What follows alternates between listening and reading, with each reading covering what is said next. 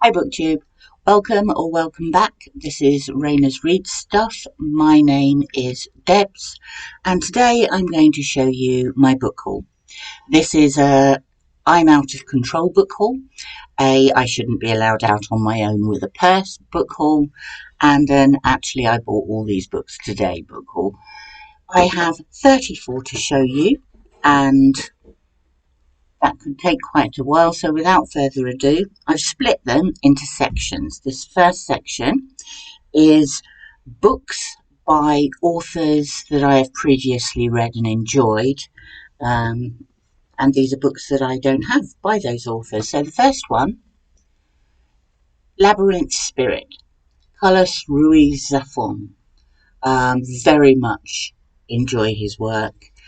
Haven't read, actually I did read some a little while ago, but The Shadow of the Wind I haven't read for a long time.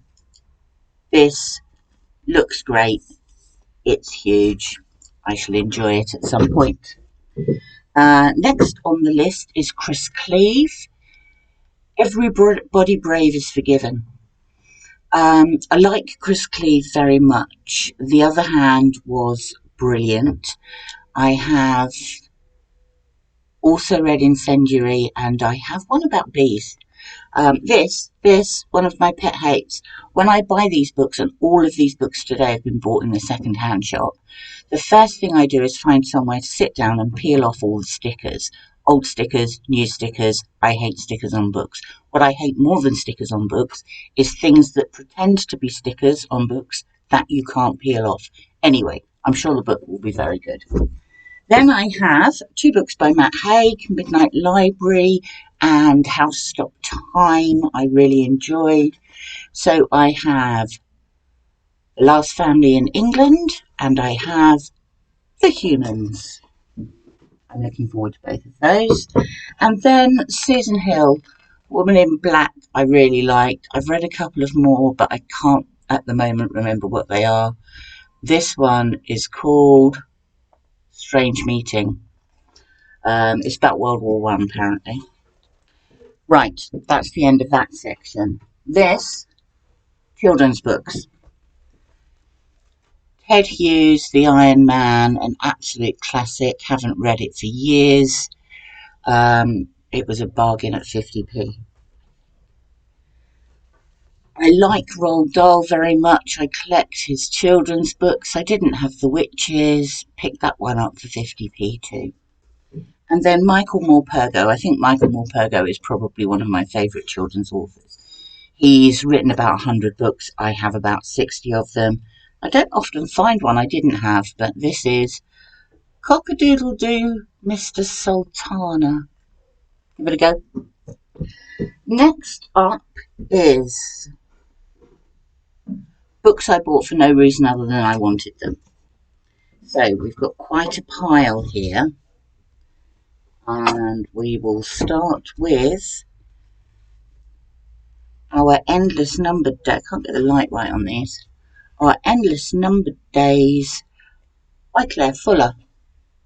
This is the winner of the Desmond Elliott Prize 2015.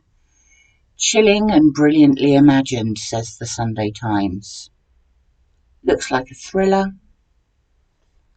I like the cover. Book number 1. This one, I'm sure I've seen discussed somewhere or I've read a blog about it very recently, and it was a good review and sounded like something I would be interested in. This is Lightseekers by Femi Kayode. It's based in Nigerian university town. It looks really good. Looking forward to that. Well, I'm looking forward to all of them, really. What can I say? This I bought purely because it said Murano in the title. That says The Glassblower of Murano. It's by Marina Fiorato. For those who don't know, Murano is an island off Venice and is famous for its glass making. I have been there. It's beautiful. And that's the only reason I bought this book. Oh, and the fact that it's based in 1681. And I do like a bit of historical fiction. There's another one of those stickers, you see. This is Stuart Turton and The Seven Deaths of Evelyn Hardcastle. I'd heard it was good. It was in the second-hand shop, and I thought, why not? Open Water. Again, I have read something about this very recently, or viewed it on booktube. Can't remember which, but it had great reviews, and it's by Caleb Azuma Nelson, and I am looking forward to reading that one too. This one is called The Greeks Have a Word for It. It's by Barry Unsworth, and one of the reasons I bought this book is because the author has a surname beginning with U, and I am trying to tick off all letters of the alphabet, and I have Y, U, and another, maybe V, to go. Oh no, X. So that looks, well, that serves a double purpose. This one I've also heard good things about. It's another historical drama. It is Mrs. England by Stacey Halls, Sunday Times bestseller. Don't know very much about it, other than it's set in 1904. And this one, A, I loved the cover, and B, I am really curious about authors whose names I can't pronounce. This one doesn't have enough vowels for me to attempt to pronounce it. Dasa Grindich. The surname is spelled D-R-N-D-I-C. That's enough vowels for me. So, those are the Just Because I Wanted to books. The biggest collection I got today were classics, actually, and I did really well. To start with, we have Michael Frayn. We've got Spies. We've got The Tin Men. These were almost either end of his writing. Michael Frayn was a journalist. This book was published late on in his writing. This is one of the early ones. This one's from 1965, I want to say, maybe even, no, 1965. And it says on the back, as brilliant as all Michael Frayn's work, says P.G. Wodehouse. Great admirer of P.G. Wodehouse. If he likes it, I'm sure I will too. It's about the idea of getting computers programmed to take over really dull jobs. Now, there's a thought. This, by Miss Reed, this is farther afield. I've got some up here, down there. These are very British nostalgia, gentle, cosy village reads. I've probably got 6 or 7 of them now and haven't read any of them, but whenever I see one I haven't got in a bookshop, a second-hand bookshop, I buy it. This is another one that ticks the U button. Ticks the U on the alphabet of authors. John Updike. I've got Run, Rabbit, Rabbit, Run, Rabbit, Run. But this is the omnibus of all 3. I will decide whether I wish to keep this one or keep the single volume of Rabbit Run once I've read it. But I don't think I've ever read any John Updike. like I ought to. These are great. 3 times Ernest Hemingway books. Love Ernest Hemingway. I've got a bit of doubt about this one, about one of them. This one, Across the River and Into the Trees, based in Venice. This one, True at First Light, no. It's a blend of autobiography and fiction, apparently. But I thought that would be interesting. This is the one I'm not sure about. This is the Green Hills of Africa, and apparently there's quite a lot of stuff about hunting wildlife for trophies, which I don't agree with, but I thought I would try anyway. This I don't have in my collection of classics. The Mysteries of Adolfo by Anne Radcliffe. Gothic tale, gin romance, mystery and intrigue. So that's to go with, well, other classics. This one, it's not the microphone over. I don't read enough plays. The Importance of Being Earnest is an extremely thin play.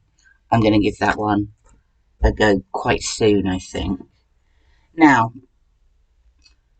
the Penguin Modern Classics series box set of 50 that I'm reading, I recently read a book of poetry by Fernando Pessoa.